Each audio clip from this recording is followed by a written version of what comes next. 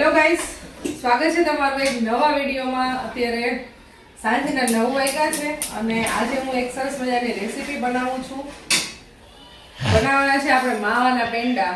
તો આપણે માવો છે ને 1 થી 1.25 કિલો આઈ થિંક હશે, એટલો લઈ લીધો છે અને આને કદુકસ કરી નાખ્યો છે, ખમણી લીધો છે અને 500 થી 600 ગ્રામ જેટલી ખાંડ લઈ લીધી છે। કોઈને વધારે મીઠું ભાવતું હોય તો વધારે એડ કરી શકે, પણ મારે છે ને આજે પેંડા બહુ મીઠા નથી બનાવવા, એટલે થોડીક ઓછી 100 ગ્રામ જેટલી ખાંડ ઓછી લીધી છે। હવે આપણે ખાંડ ડૂબે એટલું પાણી લઈ અને ચાસણી કરવા માટે મૂકી દીધું છે। ખાંડ ડૂબે એટલું પાણી લઈ લીધું છે અને હવે ગરમ કરવા માટે મૂકી દીધું છે। હવે એકદમ લેસવાની ઠીક ચાસણી, એકદમ જાડી, અને પછી એમાં માવો એડ કરી અને ઠીક થાય ને ત્યાં સુધી હલાવવાનું રહેશે। તો માવાના પેંડા તમે બહુ વખત બનાવ્યા છે, પણ આપણે વર્ષ જાય ને એટલે થોડુંક ભૂલાઈ જાય કે ચાસણી કેવી લીધી હતી એવું બધું। પણ આજે તો મારા મમ્મીને કોલ નથી કર્યો, નહીં તો મને કોલ કરીને પૂછી લઉં કે પાછું માપ ને કેવી રીતે ચાસણી લેવાની ને બધું, પણ આ તો હું અંદાજે આજે કરું છું। નહીંતર કામ મારો જૂનો વિડીયો હોય ને, હા હું ઈ ચેક કરી લેતી હોય કે મેં જેમાં માવાના પેંડા બનાવ્યા હોય, પણ આજ તો મેં કાંઈ કર્યું નથી, એમનામ જ મારી રીતે અત્યારે હું બનાવું છું। લગભગ સારું બનશે, વાંધો નહીં આવે।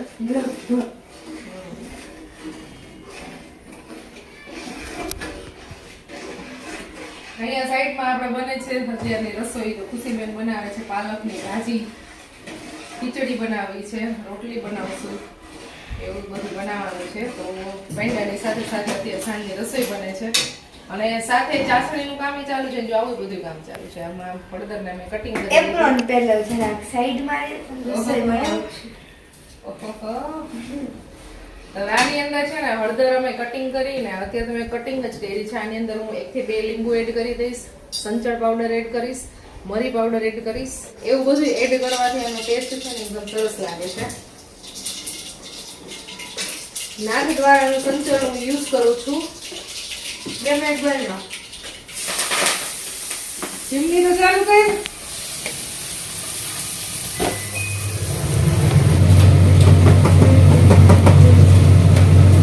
Good good good good.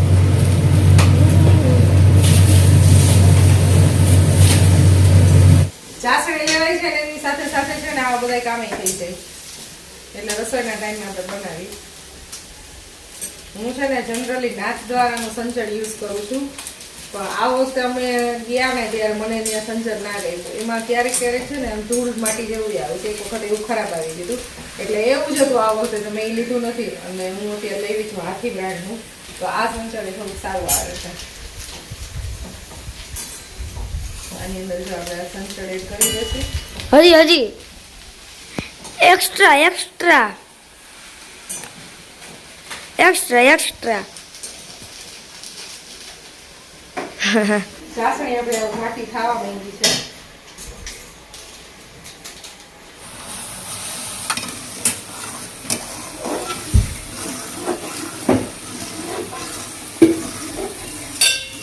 તીખાની ભૂકી અને સંચળ 2 વસ્તુ નાખી દીધી છે। હવે આપણે નાખી દઈએ એમાં લીંબુ,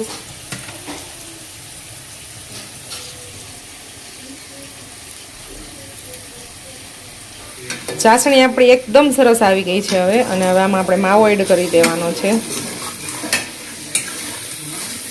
તો અહીંયા એકદમ સાઈડમાં બધે જામવા માંડ્યું છે।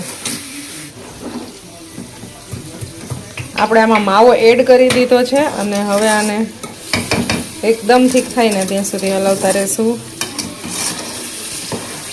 સરસ રીતે હજી મિક્સ કરી લઈ પહેલાં તો, ખેમણો તો તોય જોવું થોડુંક થાય છે, ગુટલી જેવું થઈ ગયું, લમ્સ થઈ ગયા, લમ્સ।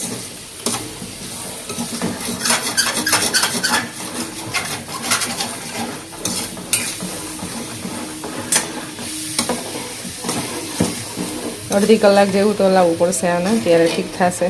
ગેસની ફ્લેમ મેં સાવ સ્લો રાખી છે, જો આજે સ્વીટ મમ્મા બનાવશે ગાઈસ, હું નથી બનાવવાની, ફર્સ્ટ ટાઈમ। હવે તો અમે ખુશીબેનની સ્વીટ બનાવતા આવડી ગઈ છે। મોહનથાળ, અડદિયા, અમે કાંઈ બી બનાવીને તો ખુશીબેન અમારે શેકતા હોય। પ્રિપરેશન બધી હું કમ્પ્લીટ કરી દઉં, પણ શેકવાનું બધું એને તો હવે છે ને શેકતા એકદમ પરફેક્ટ આવડી ગયું છે। કાંઈ બી શેકવાનું હોય ને તો એટલું સરસ શેકે, પૂરી તળતા એ બધું સરસ આવડી ગયું છે। પણ એકલી ના કરી શકે, આપણે સાથે રહેવું પડે છે। હજી તો મારી દીકરી નાની છે. Very nice, good. તો ગાઈઝ અડધી કલાક થઈ ગઈ છે અને હવે પેંડા આપણા થઈ ગયા છે એકદમ થીક. તો હવે આપણે ગેસને ઓફ કરી દેશું. ખુશી અહીંયા ગંદુ તો જો કર્યું છે, ભાજી બનાવતી હતી એમાં. આને છે ને હવે 1 થી 2 કલાક આપણે ઠંડુ થવા દેશું. ઠંડુ થઈ જાય ને પછી પેંડા બનશે. ગેસને ઓફ કરી દીધો છે. તો હવે હું હમણાં ત્યાં નીચે લઈ અને ઠંડુ કરવા માટે મૂકી દઈશ. આવી રીતે આપણે એને ઠંડુ કરવા માટે મૂકી દઈશું. આને થોડીક વાર ને થોડીક વાર આ રીતે હલાવતા રહેવું પડશે એટલે જલ્દી ઠંડુ થઈ જાય. અને હવે આમાં હું નાખી દઈશ ઇલાયચી. આમાં ઇલાયચી નાખી દીધી છે ને અને હવે સારી રીતે મિક્સ કરી અને બસ આનું રહેવા દઈશું. સુગંધ તો સરસ આવે છે એલચીની. બહુ સરસ સુગંધ આવે છે ગાઈસ. એટલી માવો છે ને એકદમ લાલ થઈ ગયો. માવો નહોતો કંઈ ખાસ, તો કલર સાવ લાલ થઈ ગયો. ગાયના દૂધનો માવો હોય ને તો પેંડા સરસ વ્હાઈટ થાય. ગાઈસ એટલી મસ્તની સુગંધ આવે છે કે પરફ્યુમ આની પાછ થઈ જાય. એટલી સરસ સુગંધ છે, સુગંધ છે, સુગંધ છે. ફૂલ ઠીક થઈ ગયું છે. ખાલી જમી લીધું ને ત્યાં જામવા માંડ્યું છે. તો હવે થોડીક વારમાં એકદમ પેંડા વળે ને એવું સરસ થઈ જશે. તો હમણાં પેંડા વાળી લઈ. કલર થોડોક એવો ડાર્ક બ્રાઉન થયો છે માવાને લીધે. માવાને લીધે થયો છે પેંડાનો કલર. માવાને લીધે ડાર્ક બ્રાઉન થયો છે. ના એટલો બધો ખાસ નથી.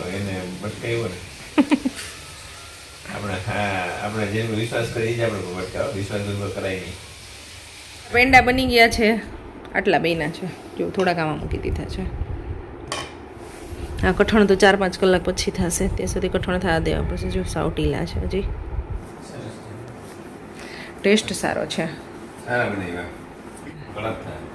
કડક થઈ જાય તો વાંધો નહીં. લગભગ તો થઈ જશે કારણ કે ચાસણી આપણે ફૂલ કડક લીધી હતી. તો થઈ ગઈ છે નેક્સ્ટ મોર્નિંગ. કાલે સાંજે આપણે પેંડા બનાવ્યા હતા, એકદમ સરસ થઈ ગયા છે. અને અત્યારે ગુડ મોર્નિંગ થઈ ગઈ છે આપણી સરસ. અને હવે બને છે નાસ્તો. પણ હવે નાસ્તો કરી લઈશું અમે અને તમને મળશું હવે નેક્સ્ટ વિડીયોમાં. ત્યાં સુધી બધાને બાય બાય, જય શ્રી કૃષ્ણ.